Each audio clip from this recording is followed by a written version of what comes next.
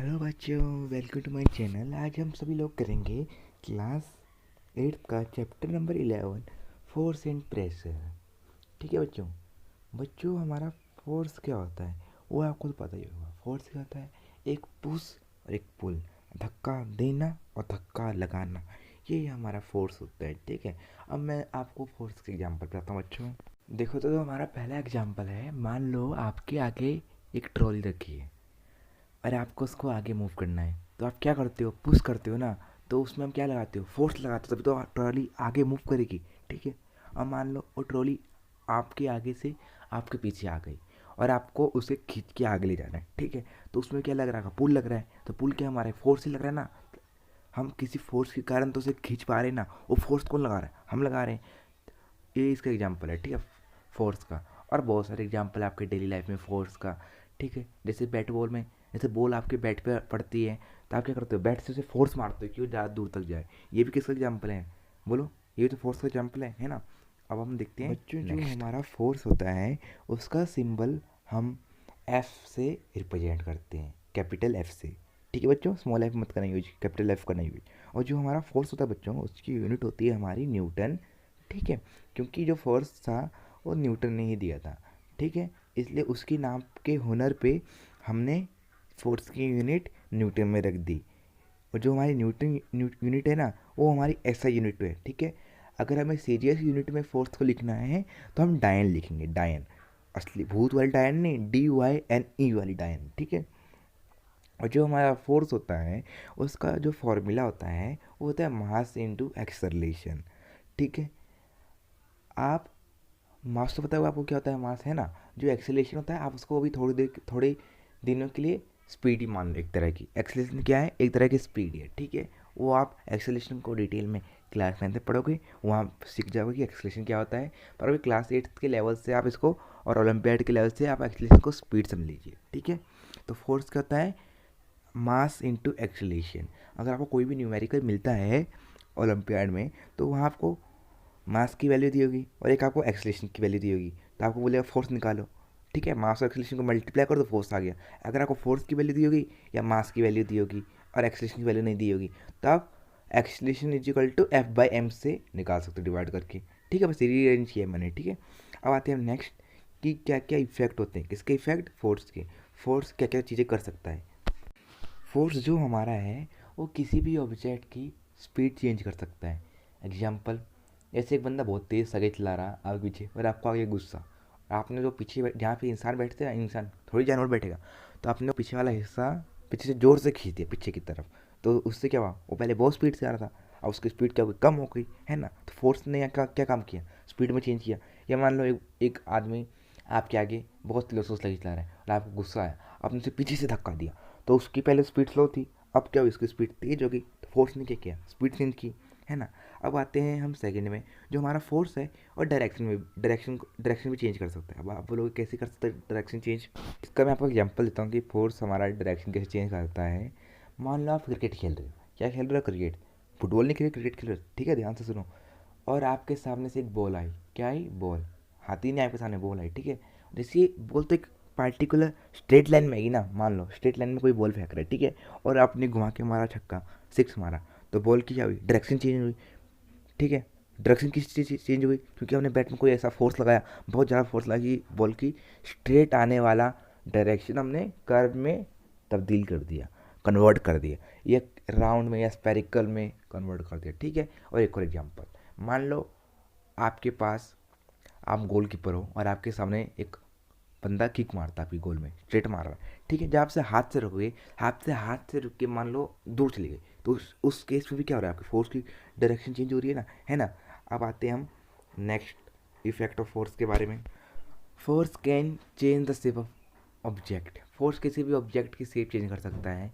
पहला एग्जांपल देता हूँ, जो आपने देखा बॉक्सिंग वाले जैसे मुक्का मारते हैं, एक लटका होता है एकदम लाल कलर का, और कार्टून वार्टून में आता रहता है। अगर आप उसमें मुक्का मारते लगा था 1 साल तक, तो उसकी शेप चेंज रहती है। शेप इसलिए चेंज हो रही है क्योंकि आप उसमें फोर्स लगा रहे हो, तभी तो उसकी शेप चेंज हुई। या एक और एग्जाम्पल, मान लो आपकी मम्मी ने आटा गूंदा। ठीक है। अब आपको गुस्सा है, आपने आटे को मुक्के मार लगे, उसकी क्या हुई? शेप चेंज हो गई। तो इस केस में क्या कर रहा है? फोर्स ऑब्जेक्ट की शेप चेंज कर रहा है, नहीं कर रहा है ना। अब आते हैं नेक्स्ट इफेक्ट ऑफ फोर्स में। फोर्स हमारा किसी भी ऑब्जेक्ट को एकदम से रोक सकता है। आप बोलोगे एकदम से कैसे रोक सकता है? रुको मैं तो समझाता हूँ ये एग्जांपल से। मान लो आपके सामने आपका छोटा भाई जा रहा है, ठीक है, आपने उसको जोर से पीछे से कॉलर से खींचा, तो क्या हुआ? वो एकदम से रुक गया। कैसे रुका? आपने कुछ फोर्स लगाते हुए तो रुका, वो नहीं तो भागते ही जाता आपका भाई, छोटा भाई, है ना। अब आते हैं हम टाइप ऑफ फोर्स में। हमारे फोर्स 4 टाइप होते हैं: contact force, non contact force, balance force, unbalance force. पहले हम बैलेंस और अनबैलेंस फोर्स समझ लेते हैं। जो बैलेंस फोर्स होता है उससे मतलब हमारे दोनों जगह इक्वल फोर्स लगती हैं, ठीक है। एग्जांपल देता हूँ। आपका एक जुड़ा हुआ भाई है, दोनों की हाइट सेम है, दोनों का वेट सेम है, दोनों का फोर्स सेम है, और दोनों एक ट्रॉली को अपोजिट डायरेक्शन से फोर्स लगा रहे हैं। मतलब आपके दोनों के बीच में एक ट्रॉली रखी है और दोनों सेम अमाउंट का फोर्स लगा रहे हैं। 2 न्यूटन यहाँ से आपका भाई लगा रहा है, 2 न्यूटन आपका जुड़ा हुआ भाई लगा रहा है, तो उससे क्या हुआ? ऑब्जेक्ट मूव करेगा? नहीं करेगा। तो ये क्या हमारा बैलेंस फोर्स है। और अनबैलेंस फोर्स होता है जब फोर्स हमारे इक्वल ना लगे। एग्जाम्पल, आपकी जगह जुड़े हुए भाई की जगह आपका छोटा भाई है, उसने 1 न्यूटन का फोर्स लगाया, आपने 5 न्यूटन का फोर्स लगाया, जो आपके बीच में ऑब्जेक्ट रखा है, तो ऑब्जेक्ट किस तरफ मूव करेगा? छोटे भाई की तरफ मूव करेगा ना। तो ये क्या हुआ? हमारा अनबैलेंस फोर्स। क्योंकि फोर्स क्या लग रहे हैं? ये जो फोर्स क्या लग रहे हैं? अनइक्वल फोर्स लग रहे हैं, है ना। समझ आया इतना? अब आते हैं हम नॉन कॉन्टैक्ट फोर्स में, ठीक है। नॉन कॉन्टैक्ट फोर्स क्या होता है? नॉन कॉन्टैक्ट फोर्स ऐसा फोर्स होता है हमारा जो बिना फिजिकल कॉन्टैक्ट के लग जाता है, मतलब बिना टच के दूर से ही लग जाता है। इसका एग्जाम्पल होता है आपका इलेक्ट्रोस्टैटिक फोर्स। आप बोलोगे इलेक्ट्रोस्टैटिक फोर्स क्या होता है सर? बच्चों, ये जो इलेक्ट्रोस्टैटिक फोर्स होता है, जो हमारा इलेक्ट्रोस्टैटिक फोर्स होता है, ये फोर्स कौन एग्जिस्ट करता है? ये 2 चार्ज बॉडी एग्जिस्ट करती है। आप बोलोगे कैसे? मान लो, जो इसका सबसे अच्छा एग्जांपल देता हूँ। आपने स्केल्स को अपने बालों से रफ किया, ठीक है, और छोटे छोटे पेंसिल के आपने वो छिलके होते हैं ना, जो आप कटर शार्पनर से साफ करते हो, वो टेबल में रखना। अब देखोगे जब आपने सिर में उस स्केल को रब किया और फिर आप उस रब किए हुए स्केल को उन पेंसिल के छिलके के पास ले जाओगे, आप देखोगे कि दोनों एक दूसरे को अट्रैक्ट कर रहे हैं। मतलब आपकी जो पेंसिल के डस्ट होगा वो आपका स्केल के साथ चिपक जाएगा। यही हमारा इलेक्ट्रोस्टैटिक फोर्स होता है। अब आते हैं हम नेक्स्ट नॉन कॉन्टैक्ट फोर्स की तरफ। वो आता है हमारा ग्रेविटेशनल फोर्स। ग्रेविटेशनल फोर्स क्या होता है? The force exerted by the gravity. जो फोर्स हमारा ग्रेविटी एग्जर्ट कर रहा है वही हमारा ग्रेविटेशनल फोर्स होता है। इसका सबसे अच्छा एग्जांपल आपको मैं देता हूँ। मान लो आपने ऊपर बॉल फेंकी, ठीक है, हवा में, फिर आप देखो कि वो बॉल नीचे आ रही है। बॉल नीचे क्यों आ रही है? क्योंकि ग्रेविटी इसमें फोर्स लगा रही है, अर्थ फोर्स लगा रही है। जो फोर्स अर्थ लगा रही है वही gravitational force. Non contact force के ऊपर आते हैं, वो है हमारा मैग्नेटिक फोर्स। मैग्नेटिक फोर्स क्या है? The force exerted by the magnet it's called magnetic force. जो फोर्स हमारा मैग्नेट लगाती है वो फोर्स को हम क्या बोलते हैं? मैग्नेटिक फोर्स बोलते हैं। इसका सबसे अच्छा एग्जांपल देता हूँ आपको। मान लो आपके हाथ में एक मैग्नेट है और आपके सामने एक मेटल है। आप देखोगे कि वो मेटल धीरे धीरे खिसक खिसक के मैग्नेट के पास आ जाएगा, ठीक है।